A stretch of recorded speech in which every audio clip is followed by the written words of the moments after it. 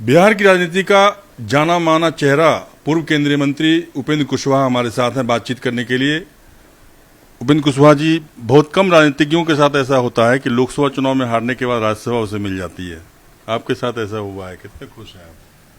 नहीं, देखिए, इसमें खुश होने जैसा और कुछ न मिले तो नाराज होने जैसा नहीं है। तो कर्तव्य पथ पे जो मिला, यह भी सही वह भी सही, आदमी को अपना काम करते रहना चाहिए और उसमें जब जैसा मौका मिले उसके अनुकूल आदमी काम करता है। इसलिए हाँ, ठीक है कि राज्यसभा की सदस्यता मिली है तो एक अवसर जरूर मिला है।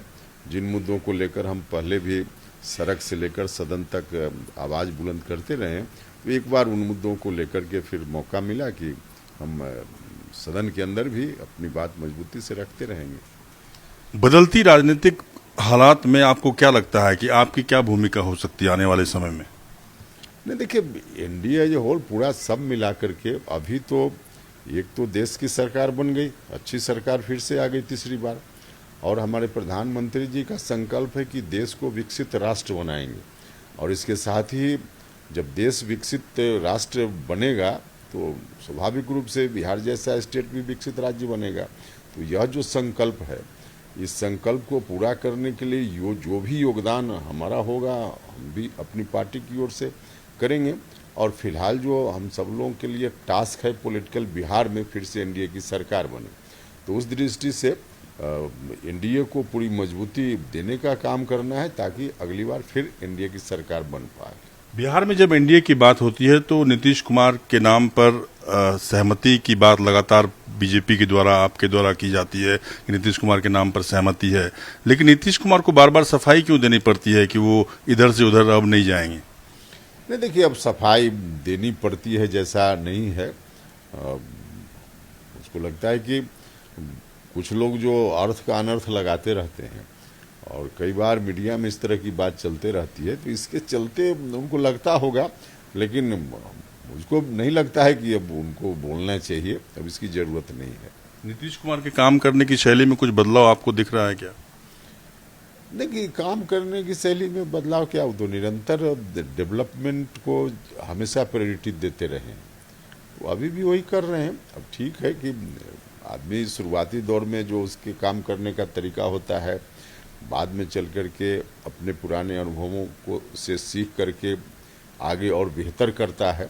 तो इस दृष्टि से थोड़ा अंतर भले किसी को लग रहा हो, वरना शुरू से लेकर अब तक डेवलपमेंट के लिए ही नीतीश कुमार जी काम करते रहे। तेजस्वी यादव आभार यात्रा निकाल रहे हैं, हालांकि विपक्ष के नेता की हैसियत से या आरजेडी के नेता की हैसियत से उनका यात्रा निकालने का अधिकार है, लेकिन आप कुछ वक्त तक आपने उनके साथ काम किया हुआ है, आप कैसे देखते हैं तेजस्वी यादव की राजनीति को? नहीं, देखिए, तेजस्वी जी या उनकी जो पार्टी है उसकी एक सीमा है, उस सीमा से आगे वो चाहे लाख कोशिश कर लें, कोई यात्रा कर लें, नहीं संभव है उनकी पार्टी को आगे बढ़ना। एक सीमा तक है जहां तक वो रहेंगे, पार्टी उनकी रहेगी, लेकिन उससे बाहर नहीं, कुछ भी अचीव नहीं कर पाएंगे।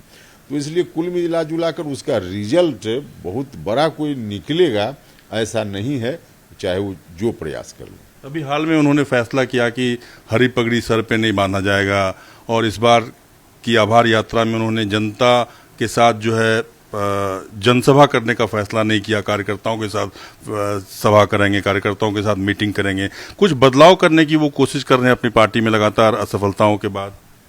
देखिए, यह तो उनका अपना पार्टी का एजेंडा है, पार्टी का कार्यक्रम है कि वो सभा करेंगे, क्या करेंगे उनका विषय है। लेकिन जैसा कि हमने कहा कि वो एक्सपेरिमेंट चाहे जितना कर लें, लेकिन रिजल्ट कोई नहीं आने वाला है उस रूप में जिस रूप में वो चाहते हैं। उपेंद्र कुशवाहा जी, एक बड़ा सवाल है कि सुप्रीम कोर्ट ने जो फैसला दिया कोटा विद इन कोटा पे अनुसूचित जातियों, अनुसूचित जनजातियों में सब कैटेगरी बनाने का मार्ग प्रशस्त कर एक ऐतिहासिक फैसला सुप्रीम कोर्ट ने सुनाया, इस पर आपकी राय क्या है, आपकी पार्टी की राय क्या है? देखिए, सब कैटेगरी बनाने की बात जो है, सुप्रीम कोर्ट ने कोई मैंडेटरी नहीं कहा है कि इसको करना ही है। हाँ, राज्य की सरकार कर सकती है, यह कहा है सुप्रीम कोर्ट ने कि कोई स्टेट गवर्नमेंट अगर चाहे, कोई सरकार अगर चाहे तो सब कैटेगरी बना सकती है। एनालिसिस करे, स्टडी करे और अब तक जो रिजर्वेशन मिल रहा है उसमें अगर कुछ खास जाति के लोगों ने ज़्यादा ले लिया, कुछ जाति के लोगों को बिल्कुल नहीं मिला, इस तरह का गैप दिख रहा है तो सब कैटेगरी बनाने का काम सरकार कर सकती है, ऐसा कोर्ट ने कहा है। मेरे ख्याल से हमारी पार्टी का भी जो स्पष्ट मानना है कि सब कैटेगरी बनाने की राय चाहे जहाँ से भी आई हो यह बुरा नहीं है। निश्चित रूप से अगर ऐसा लगता हो स्टडी के बाद, एनालिसिस के बाद, तो सब कैटेगरी बनना चाहिए। एनडीए में इसको लेकर कहीं कोई मतभेद? नहीं, देखिए इसमें कोर्ट ने दो बात कही थी, एक तो कैटेगरी बनाने वाली बात और दूसरा क्रीमी लेयर की बात, एससी एसटी के रिजर्वेशन में भी।